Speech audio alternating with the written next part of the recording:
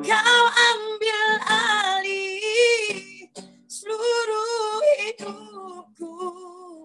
Di altar-Mu menyembah-Mu, hati kami menyembah. Membuka hati untuk jamahan-Mu, berserah penuh di hadirat-Mu. Kau ambil alih seluruh hidupku. Di altar-Mu menyembah-Mu. Mari taruh tanganmu di dada. Ku buka hati untuk jamahan-Mu, berserah penuh di hadirat-Mu.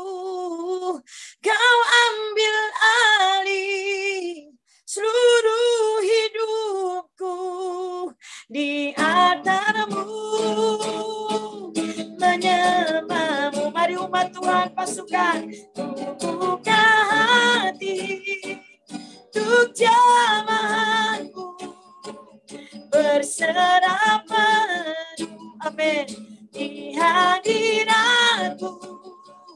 Kau ambil alih seluruh hidupku.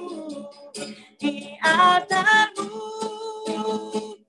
menyembah-Mu. Di altar-Mu, di altar-Mu menyembah-Mu. Sekali lagi, di altar-Mu, di altar-Mu menyembah-Mu. Amin. Haleluya. Yes Lord. Yes Tuhan. Di altar-Mu kami menyembah-Mu.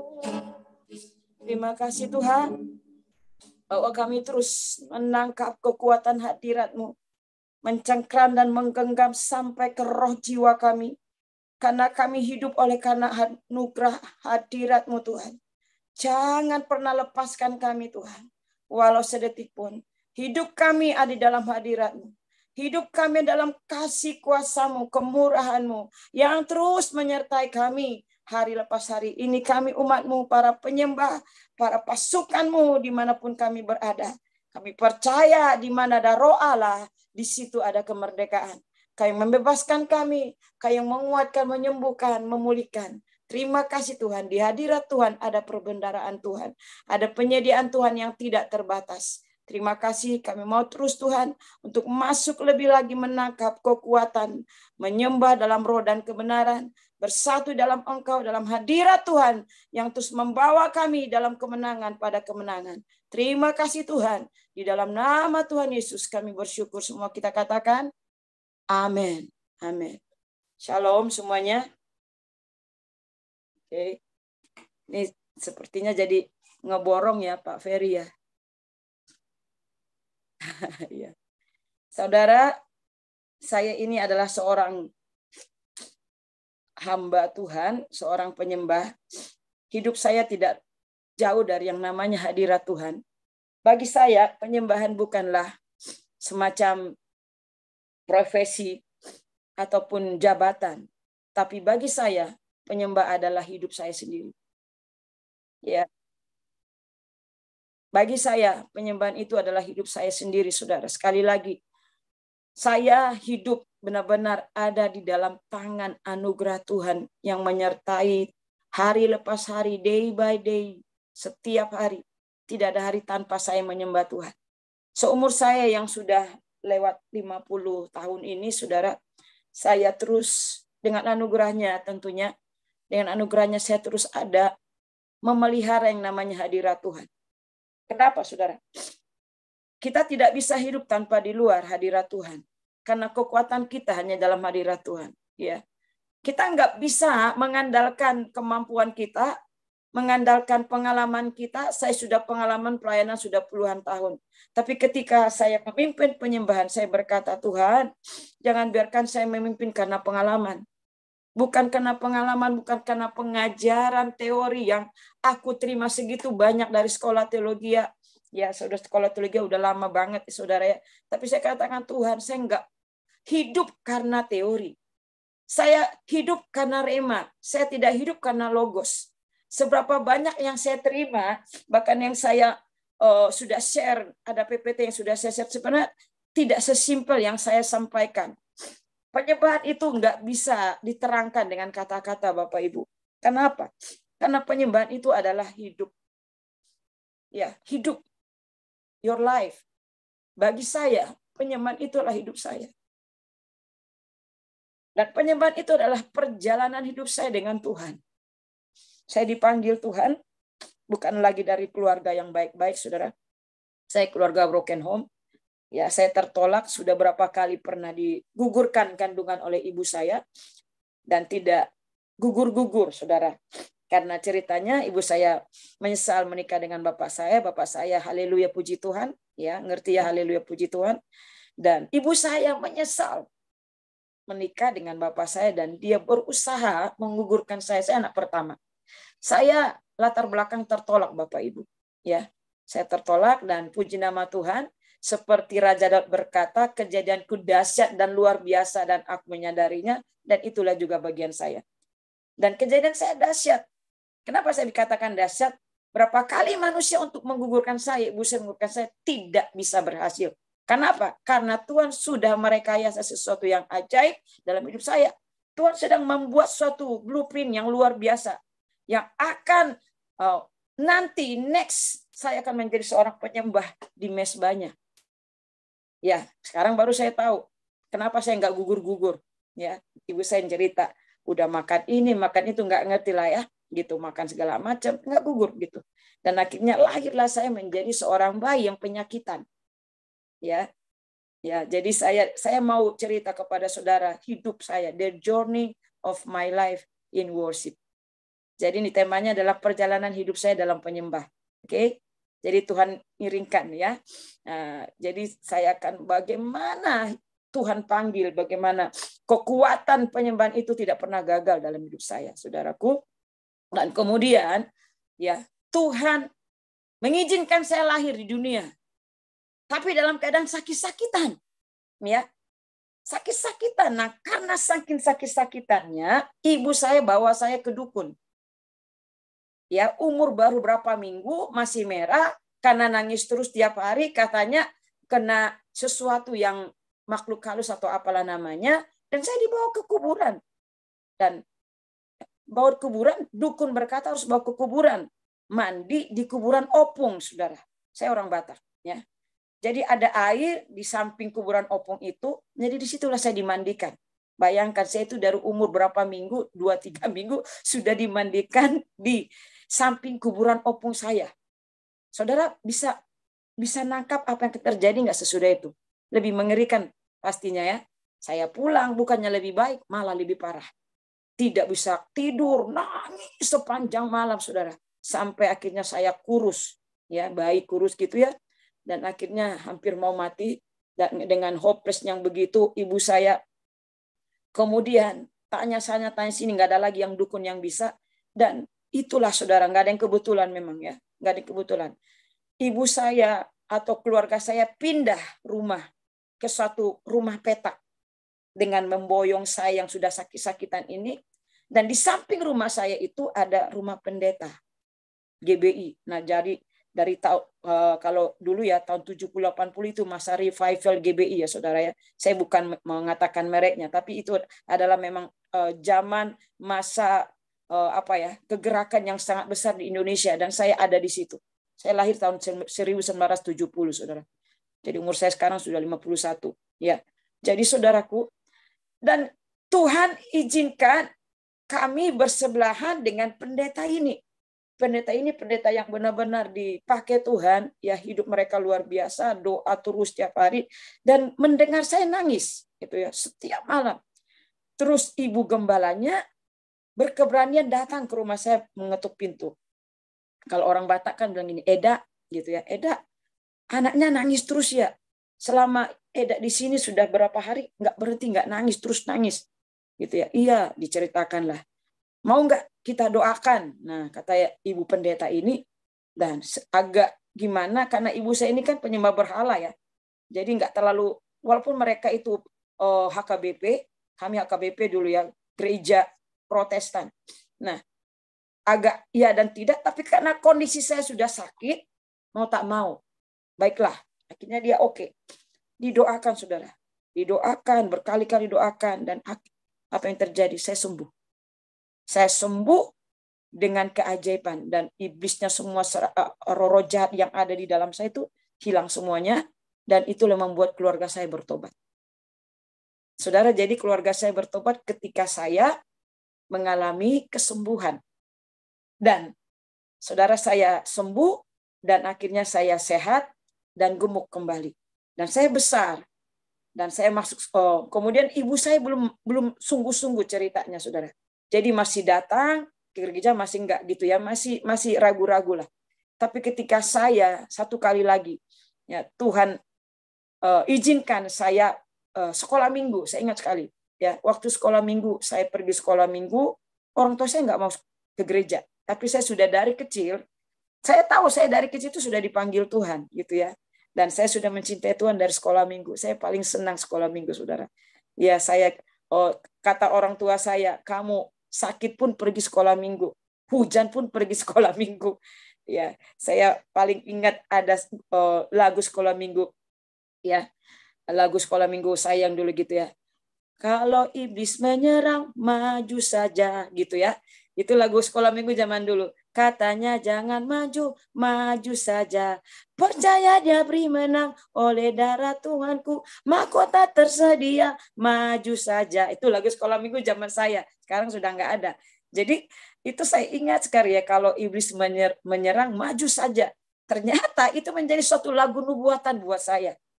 Dan akhirnya saya menjadi seorang penyembah juga sebagai worship warriors, sebagai pendoa peperangan rohani, saudara, hari ini ya. Dan sekali lagi, setelah saya sekolah minggu dan orang tua saya lama kelamaan akhirnya masuk gereja dan mereka akhirnya dibaptis, kami dibaptis.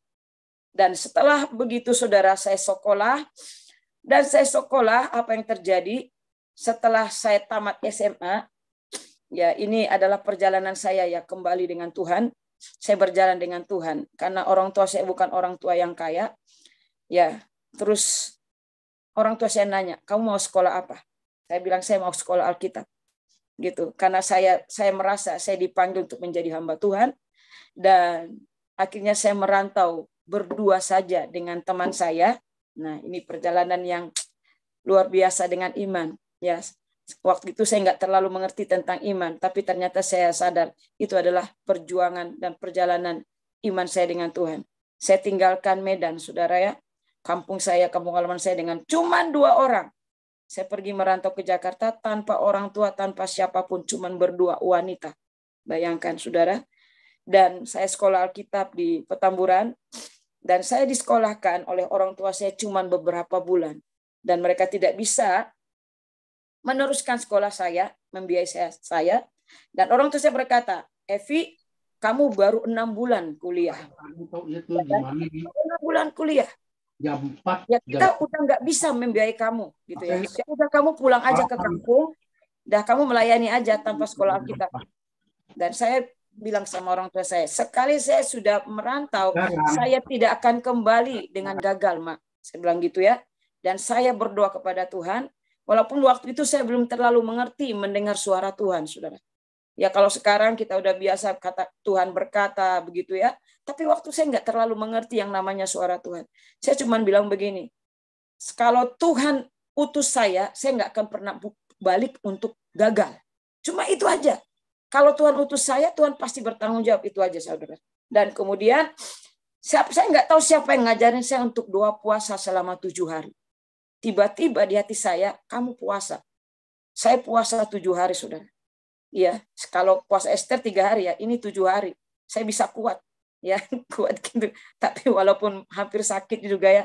Dan hari ke-7 saya puasa, setiap hari pergi ke gua doa. Kami punya ada gua doa, ya kan. Pergi tiap hari nangis ke Tuhan, Tuhan tolong saya, tolong berikan pertolongan untuk ada yang mendanai sekolah saya, kuliah saya, begitu ya, saudara. Dan hari ke-7 sudah mau buka nih. Saya mau buka nih. Saya mau baru lihat benar-benar Tuhan itu ada, saudara. Bukan dari orang tua, bukan dari siapa. Benar-benar itu saya jalan dengan Tuhan. Ini iman saya. Ya, perjalanan iman saya dengan Tuhan. Ya, saya setiap hari nyembah terus. Dan hari ke-7 akhirnya saya buka. Saya buka dengan kacang hijau. Kemudian pas udah mau pulang saudara ke asrama, saya lagi lemas. Dalam hati saya bilang, Tuhan, enggak ada pertolongan. Udah buka nih Tuhan. Saya udah buka puasa Tuhan. Belum ada pertolongan. Dan saya lagi lemas gitu mau naik ke atas karena kamar kita di lantai 6, saudara. Bayangkan turun naik ke lantai 6 ya. Ya. Jadi tiba-tiba teman saya panggil saya, ya. Vi, kamu mau nggak temani saya ke Jakarta, ke daerah kota waktu itu ya, saya ingat daerah kota, saudara ya. Nah, karena saya kan sekolah di Petamburan, Tanah Abang. Jadi saya diajak saya ke daerah kota, saudara ya. Ngapain? Udah temani saya aja, katanya gitu. Saya nggak tahu ngapain, saudara. Dan singkat cerita, ya dia bawa saya ternyata kepada donaturnya dia. Dan dia sudah cerita kepada om itu, seorang donatur, seorang konglomerat ceritanya. Dan om itu ya bilang, panggil anaknya. Saya sudah tanya ke Tuhan dan Tuhan bilang saya akan biayai dia. Nah gitu. Kemudian saya ketemu dengan bapak ini dan singkat cerita dia yang bayar. Dialah yang membiayai saya kuliah sampai selesai. Saudara bayangkan, ya saya melihat Tuhan itu ajaib. Ya, saya cuma bilang Tuhan, aku nggak bisa bayar itu tahun pertama saya kuliah, saudara. Sampai selesai kuliah S1. Itu bukan dari orang tua. Bukan dari saudara, bukan dari itu dari Tuhan sendiri. Makanya lagu tak akan pernah aku bawa selain yang terbaik dari dulu. Suka memang saya angkat itu, tapi saya merasa belum beri yang terbaik. Takkan pernah ku bawa selain yang terbaik, yang harum dan karena dalam hati saya kalaupun saya pulang, saya akan beri yang terbaik kok. Sekalipun saya pulang kampung, ya sekalipun saya mungkin pulang kampung atau di sini, tetap Tuhan saya enggak akan beri yang tidak terbaik. Kalau hari-hari ini kami diajari Panglima, pemimpin kami untuk memberi anggur yang terbaik. Ternyata saya sudah diajari Tuhan dari dulu memberi yang terbaik, saudara ya. Ya, saya sudah disiapkan Tuhan dari dulu. Saudara, kehidupan saya berjalan dengan Tuhan tidak berhenti di situ. Dan kemudian saya selesai kuliah, saya menikah dengan seorang hamba Tuhan sebenarnya, bukan hamba Tuhan sebenarnya. Dan dia bertobat dari saya. Ya, suami saya yang sekarang itu sebenarnya dia bertobat dari saya. Dia anak rohani saya sebenarnya ya. Dia anak rohani saya dan dia bertobat dari saya. Nah, saya itu kakak rohaninya. Saya itu gembala youth ceritanya. Jadi dia konseling dengan saya karena dia juga broken home dan saya sharing tentang hidup saya. Dan dia diberkati, dia dibaptis dan akhirnya naksir saya ceritanya. Suami saya yang David ya, suami saya David sekarang. Dan akhirnya saya menikah. Apa yang terjadi, saudara? Tuhan mengajari saya lagi meletakkan. Saya mengalami meletakkan hidup dalam hadirat Tuhan, dalam penyembahan di mezbah Tuhan itu enggak sekali dua kali, saudara. Saya sudah cerita tadi dari awal saya tertolak, dari waktu di kandungan saya sudah hampir dibuang. Tapi karena Tuhan punya rekayasa yang berbeda dan saya bisa ada. Dan sekarang waktu saya sekolah Alkitab pun Tuhan tunjukkan bagaimana meletakkan segalanya dan hidup dengan iman. Dan saya selesai. Dan tidak berhenti di situ, saudara. Ya, meletakkan yang terbaik di hadapan Tuhan enggak gampang. Hidup saya letakkan di hadapan Tuhan. Saya enggak ada pergi. Ya, saya ini bukan anak nakal dalam arti apa ya, saudara. Saya orang baik-baik, saudara ya. Dari kecil enggak pernah pergi ke nightclub, enggak kenal laki-laki apalah gitu ya. Ya, hidup saya itu polos dan lurus-lurus. Kalau orang punya kesaksian mengerikan ya, saya enggak punya kesaksian yang mungkin bekas inilah, bekas pelacur lah, enggak. Dan memang saya itu seperti Samuel dalam versi yang wanita, ya saudara ya. Saya Samuel, jadi tapi perempuan gitu ya. Kalau Samuel kan laki-laki diserahkan ke Tuhan. Nah saya itu Samuel dalam arti wanita yang Tuhan yang orang tua saya persembahkan sulungnya buat Tuhan. Yang terbaik buat Tuhan. Jadi saudara, saya menghadapi apapun, saya itu sudah terbentuk. Amin. Saya sudah terbentuk dari awal Tuhan panggil saya tahu destiny saya seorang penyembah. Saya tahu destiny saya seorang penyembah, pemuji, bukan karena panggilan, bukan karena tugas di jadwal. Karena one day satu mungkin saya nggak ada di mimbar, itu bagian saya tetap saya seorang penyembah. Sekalipun saya nanti di belakang nggak masalah. Karena dari awal, dari kecil saya ini penyembah. Saya ini ada di mesbah Tuhan. Saya bangga dengan panggilan itu. Sampai mati pun aku akan bawa itu. Amin saudara. Nggak peduli siapa yang menuai. Siapa sekalipun bukan saya yang menuai. Nggak masalah bagi saya. Amin. Itu loh saudara. Panggilan itu adalah hidup saudara. Bukan karena profesi. Karena saudara cari nafkah, cari uang dengan pelayanan saudara. Enggak. Saudara, saya tahu panggilan saya. Dan kemudian saya menikah. Nah, saya mau cerita lagi bagaimana Tuhan mengajari saya benar-benar meremukan saya berapa kali. Saya nggak hitung lagi. Remukan. Karena saya harus dihabisin banyak. Ya kan? Supaya apa? Supaya keluar yang manis itu dalam hidup kita. Ya. Nah, kemudian Tuhan izinkan. Ya, suami saya jatuh, saudara. Kami sama-sama melayani di Bantar Gebang. Bayangkan. Saya sudah masuk Mahanaim tahun 2001. Ya, sebelumnya saya kenal dengan Bu Iin di pelayanan Esther di Cipinang. Saya WL di situ dan Ibu Iin sebagai pengkhotbah beberapa kali dan dia lihat saya, dia langsung naksir saya. Dia bilang, "Kamu mau nggak pelayanan ke tempat saya?" Saya bilang, "Saya juga sama, Bu. Apa yang Ibu katakan, saya mau juga." Tiba-tiba di saya. Dan singkat cerita, saya masuk Mahanaim. Tapi Ibu bilang begini, "Kalau kau masuk di Mahanaim, ya kamu seorang worship leader yang sudah dipakai Tuhan. Nah, di tempat saya nggak cari kursi, nggak jadi terkenal, tapi melayani pemulung. Kamu mau?" "Siap," saya bilang gitu. Ya, kemudian saya masuk 2001, saudara. Bayangkan sekarang 2023 ya. Saya sudah 22 tahun di Mahanaim. Haleluya ya. Ya, tidak pernah, setia terus saudara. Setia ya. Setia sama Bu Iin ya. Oke, haleluya. Setia sama Tuhan. Oke, saudara. Dan Tuhan izinkan saya pelayanan di Bantar Gebang ya dengan suami saya, dan Tuhan izinkan ada gelombang dalam keluarga saya. Dan pada waktu itu saya hamil anak ketiga. Bayangkan Bapak Ibu, makanya kalau saudara seorang penyembah, enggak cuma enak-enaknya aja, tapi ketika saudara diuji, berapa kali diuji? 7 kali perapian pengujiannya bagi saya. Saya di 7 kali perapian benar-benar. Kenapa? Dalam keadaan hamil, suami saya jatuh ke dalam tangan perempuan. Ya, bayangkan kami melayani pemulung, saya hamil, tapi suami saya main dengan teman sepelayanan sendiri, gitu ya. Dan akhirnya sampai jauh dan sebagainya. Dan nggak cuma sekali, saudara, berkali-kali.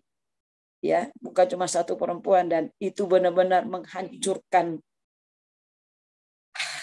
Saya nggak bisa ngomong apapun ya, tapi itu sudah lewat. Tapi saya mau ngomong sama saudara, ya saya lewati semuanya itu. Saya sempat dalam keadaan lemah dalam arti begini. Ya udah Tuhan, cukup. Saya sudah nggak kuat. Saya bilang, saya udah nggak kuat Tuhan.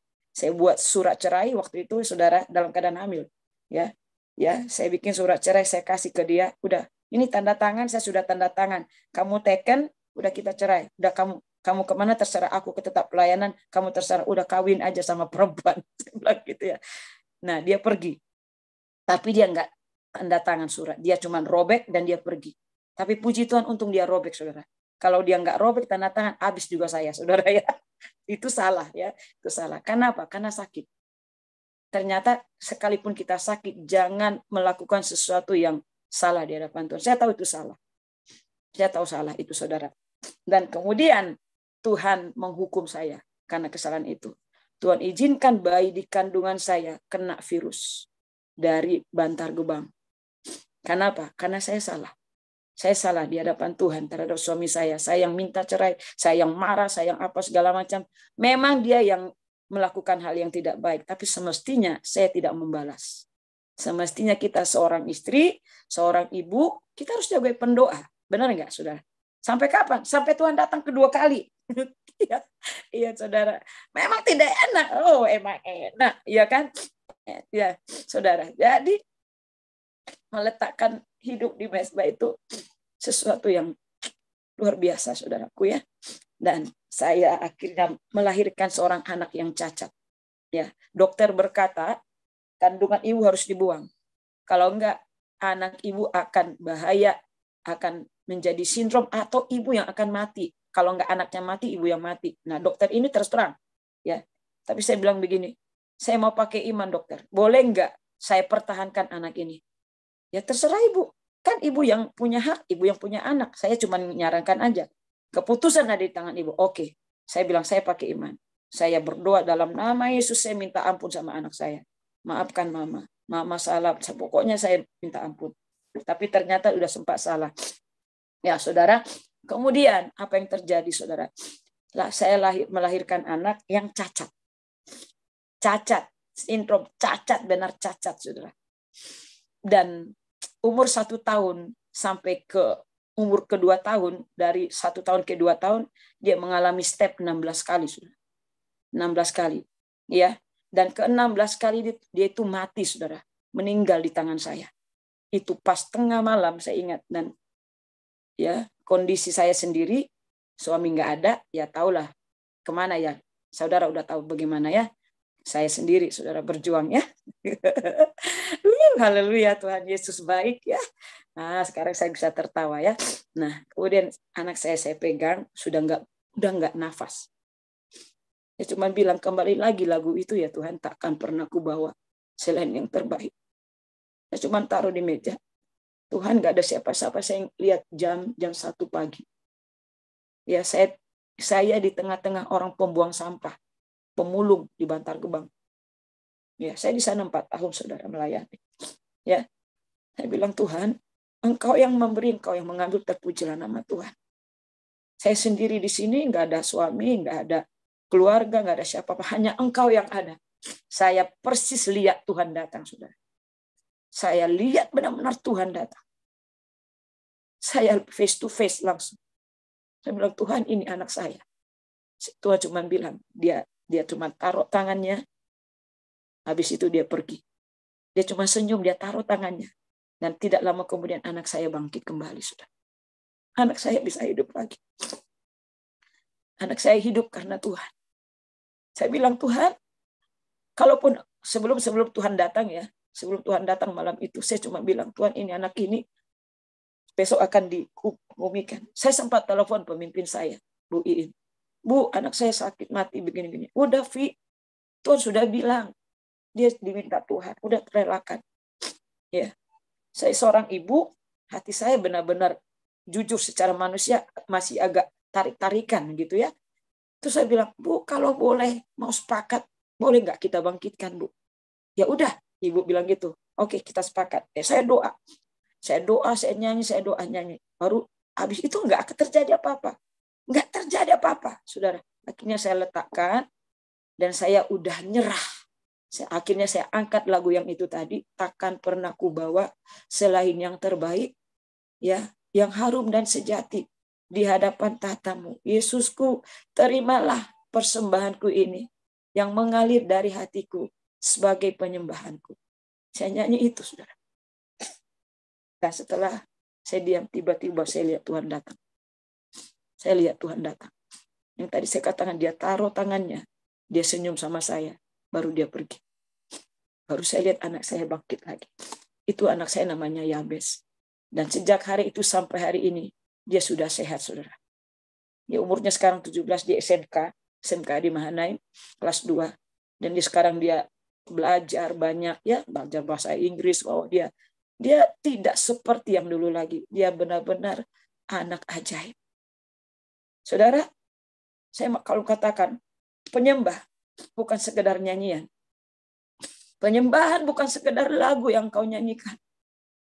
Penyembahan tidak berhenti pada lagu-lagu yang kau nyanyikan. Pada ibadah yang kau ikuti di gereja, di persekutuan. Tapi penyembahan adalah ketika hidupmu diletakkan di mezbah. Ketika tidak ada lagi yang kau bisa pertahankan. Engkau tidak ada bisa lagi engkau harapkan apapun. Sampai yang tinggal hanya Yesus. Itu baru penyembahan yang sejati. Itu penyembahan yang sejati. Saudara, jangan pernah membayangkan engkau ikut Tuhan. Oh, semuanya akan indah-indah saja. Duit mengalir, ya puji Tuhan kalau kita diberkati Tuhan, itu juga nggak salah. Tapi suatu waktu, Tuhan malah banyak izinkan engkau mengalami kekecewaan kok. Benar nggak, saudara? Tuhan izinkan engkau mengalami kekurangan, kerugian, dimarahi orang, dipojokkan, dihianati. Seperti yang saya tadi alami, dihianati. Tapi apa yang terjadi, saudara? Apakah engkau masih sebagai penyembah? Ya. Kembali lagi cerita hidup saya. Ya. Bagaimana suami saya bisa kembali?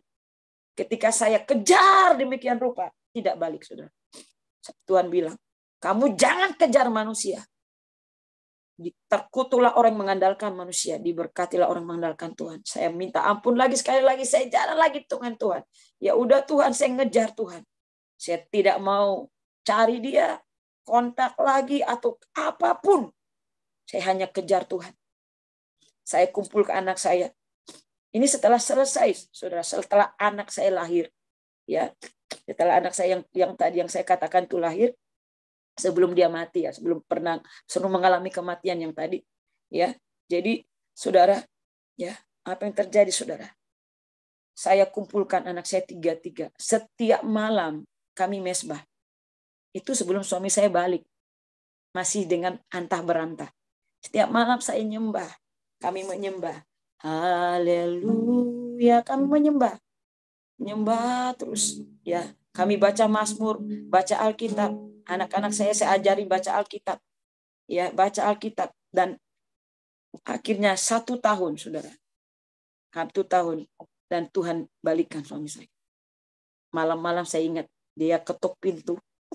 Selesai habis ibadah. Dia datang, saudara. Anak saya kan udah nyanyi. Papa mana, Papa mana? Oh, saya bilang pelayanan ke luar kota. Padahal tahu sendiri.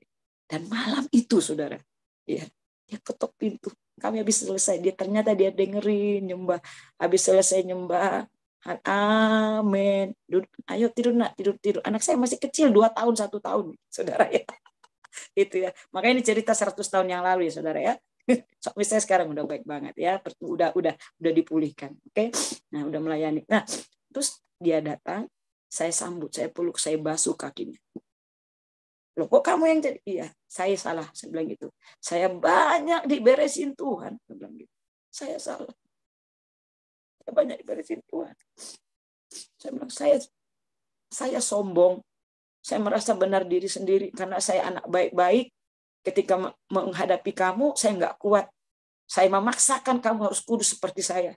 Begitu ya. Ketika nggak kudus, saya buang gitu ya kan. Tuhan nggak mau seperti itu.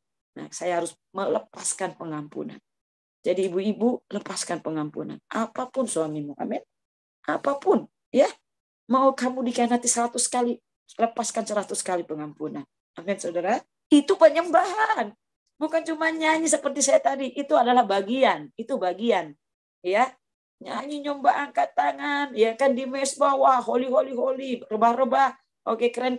Tapi setelah itu nanti di rumah, tidak jadi kesaksian buat suaminya, ya kan? Tidak jadi kesaksian buat anaknya. Enggak, itu bukan penyembahan. Ya, saudara, penyembahan adalah ketika engkau di mimbar, engkau tetap penyembah, ketika engkau di dapur, engkau tetap penyembah. Di rumah, engkau tetap penyembah. Maaf kata, di kloset sekalipun, di kamar mandi, engkau tetap jadi penyembah. Ya, di jalan raya, di pasar, engkau tetap penyembah. Kenapa? Penyembahan itu bukan profesi, tapi hidup kita. Amin. Amin, saudara. Ya, jadi terakhir, saudara. Wah, udah agak lama ya. Sudah jam 8 ya, Pak Ferry. Maafkan saya terlalu lama. Ya. Oke, terakhir, saudara. Ini terakhir. Ya, bagaimana Tuhan, saya mengalami mujizat lagi terakhir, saudara ya. Ya, kemarin beberapa 2 minggu yang lalu, 3 minggu lagi, saya sudah saksikan di SRK. Saya diizinkan Tuhan mengalami yang namanya kejepit saraf, saudara. Ya, saraf kejepit. Dan itu membuat saya nggak bisa jalan, tertatih-tatih. Dan singkat cerita, ada seorang teman pemimpin berkata begini, kamu ke terapi aja. ke satu tempat, ke kota A gitu ya. Dan terlalu jauh buat saya. Dan akhirnya bilang, udah kalau mahal nanti aku kasih udah naik. Dan memang dia, maaf, puji Tuhan dia ada naik. Ya, tapi bukan soal uang atau dananya, saudara. Pertama saya pergi dan kedua kali saya pergi, saya diizinkan itu tersesat. Ya, waktu pertama saya diantar dan tidak tersesat. Dan yang kedua saya pergi tersesat. Dalam keadaan tersesat itu yang tadinya cuma 2 jam, nyampe jadi 4 jam, saudara. Nah akhirnya lewat waktu untuk untuk saya itu sudah lewat. Dan akhirnya ditangani oleh orang lain, bukan ditangani ininya gitu yang ahlinya. Dan akhirnya sambil jalan gitu Tuhan tuh bicara ke saya.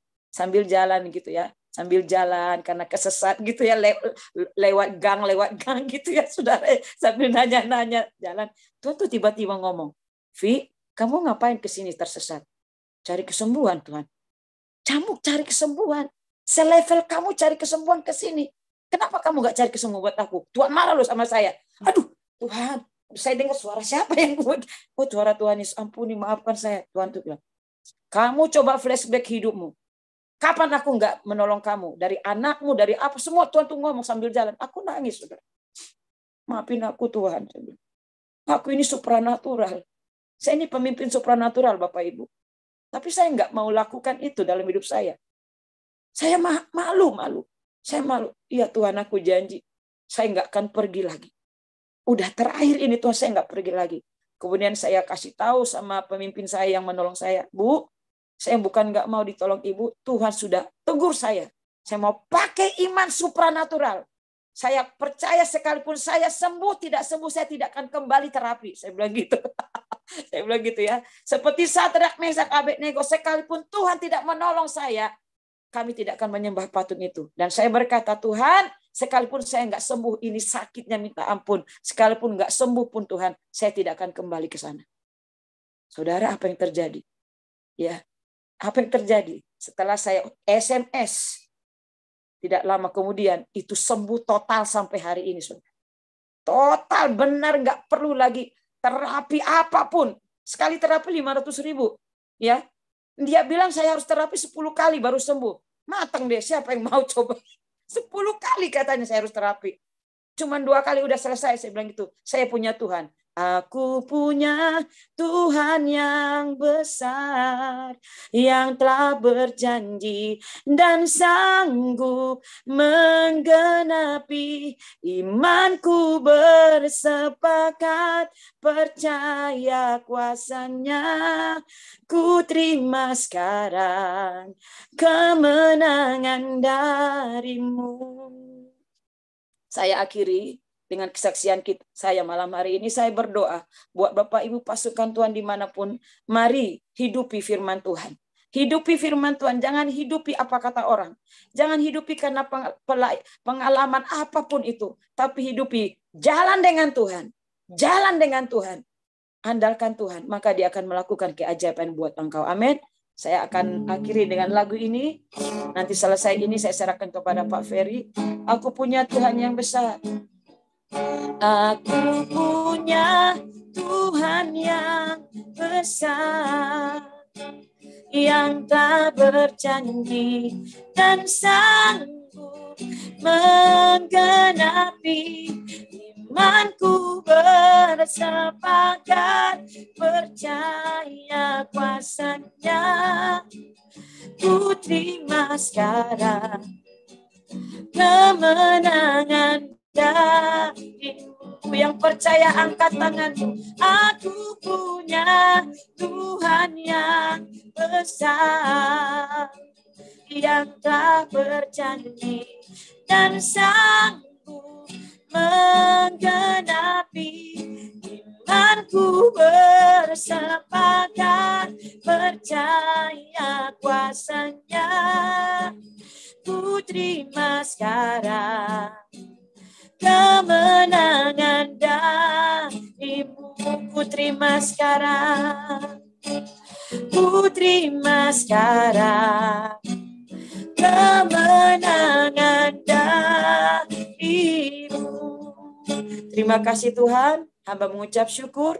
Hamba kembalikan segala pujian, kemuliaan hanya bagi Engkau yang layak terima semuanya Tuhan.